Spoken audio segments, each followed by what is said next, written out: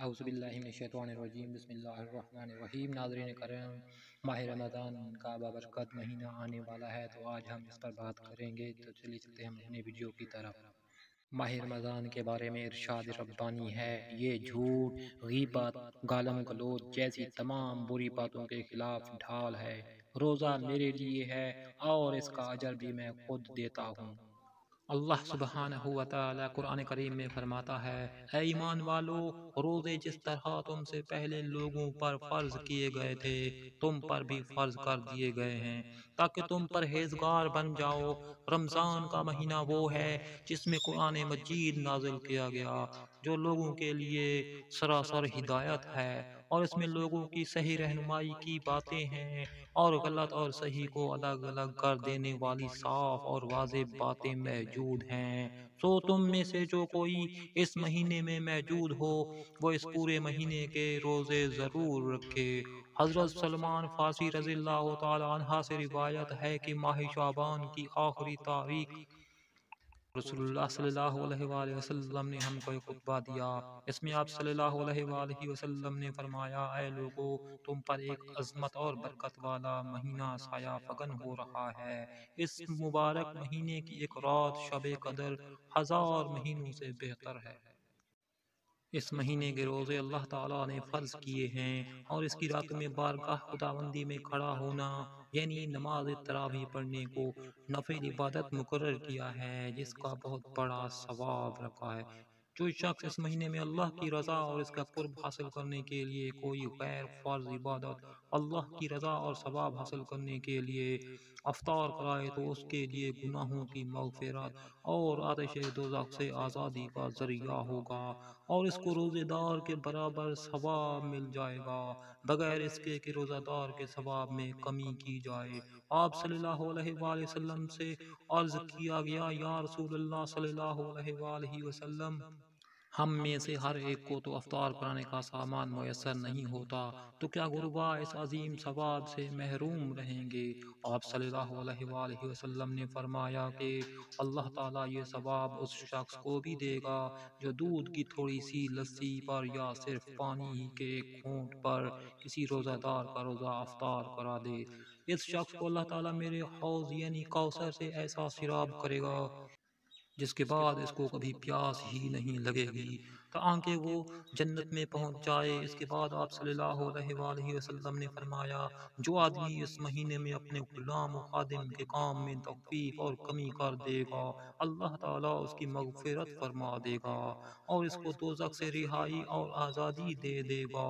حضور اکرم صلی اللہ علیہ وآلہ وسلم نے ارشاد فرمایا کہ رمضان کے 3 عشرے ہوتے ہیں۔ اس کا پہلا عشرہ سراسر رحمت کا ہے، درمیانہ عشرہ نزول بخشش کا ہے، اور آخری عشرہ تو عذاب سے خلاصی کی دستاویز ہے۔ حضرت ابو ہریرہ رضی اللہ عنہ سے روایت ہے، انہوں نے فرمایا کہ حضور سید اولین و آخرین خاتم النبیین رسول برحق صلی اللہ علیہ وآلہ وسلم نے ارشاد فرمایا، جس شخص نے رمضان کے روزے رکھے حالات ایمان میں اور کیفیت احتساب میں، اس کے لیے اس کے پہلے گناہ معاف کر دیے جائیں گے، اور جو شخص رمضان میں عبادت میں مصروف رہے گا حالات ایمان میں اور کیفیت احتساب کے، عبادات کی اس کی گزری کوتاہیاں بخش دی جائیں گی۔ روزہ ایک ایسی عبادت ہے کہ جس کے بارے میں سرکار دو عالم صلی اللہ علیہ وآلہ وسلم کا ارشاد مبارک ہے کہ اللہ تعالیٰ فرماتا ہے،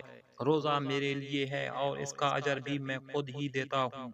یعنی یہ اللہ اور اس کے بندے کا براہ راست معاملہ ہے کہ بندہ اللہ تعالیٰ کے حکم کی بجا آوری میں تمام دن کھانے پینے نفسانی خواہشات سے رکا رہتا ہے اور ان کے آداب کی پوری پابندی کا خیال و احساس رکھتا ہے، اور ان پابندیوں کے مطابق اپنے دن رات کو گزارنے کی کاوشیں کرتا ہے، اور ان آداب کی پوری پابندی کا خیال و احساس رکھتا ہے اور ان پابندیوں کے مطابق اپنے دن رات کو گزارنے کی کاوشیں کرتا ہے، تو یقیناً اللہ تعالیٰ اس کا اجر خود ہی عطا فرمائے گا۔